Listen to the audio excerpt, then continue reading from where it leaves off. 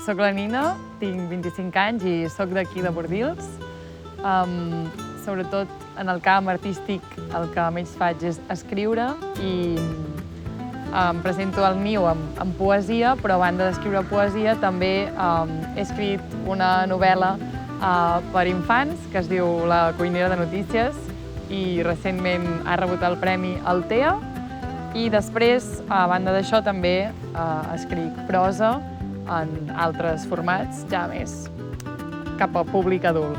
Però sobretot ara últimament estic treballant en poesia i una mica amb el que és la lletra com a signe últimament i com a element gràfic, que és el que estic treballant més.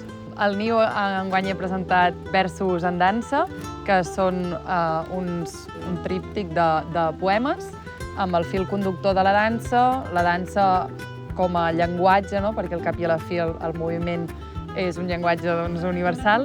I llavors la dansa, tant com el fet de ballar una disciplina com podria ser el flamenco, o el fet de ballar com el fet d'estar viu, o d'estar content, d'expressar alegria, i això, explorar una mica la multiplicitat de significats que té el fet de ballar.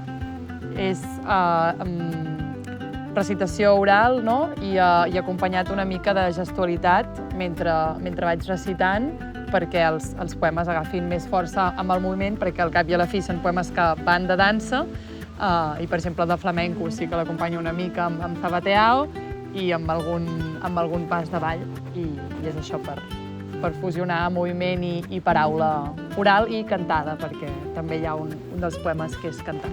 De referents, en aquest sentit, en tinc molts en el pla de la poesia, podria dir molts noms, però per exemple des de Mireia Calafell, Enric Casasses, Pol Guasch, Anna Gual, però el fet de llegir, bé, no de llegir, sinó de recitar en veu alta, crec que és a base d'anar assistint a sobretot recitals com per exemple l'Original a Barcelona, i que és un lloc que sovint les persones que es presenten allà intenten recitar de memòria, per dir-ho d'alguna manera. Llavors jo em vaig adonar com a espectadora que l'impacte que tenia això, el fet de transmetre una poesia que no és llegida, sinó que és més dinàmica i és més viva, no? Perquè al final, quan tu pots estar connectant amb el públic, el missatge que estàs intentant transmetre és molt més. I no sé a qui he vist això de ballar poesia, però sí que he vist algun espectacle de dansa.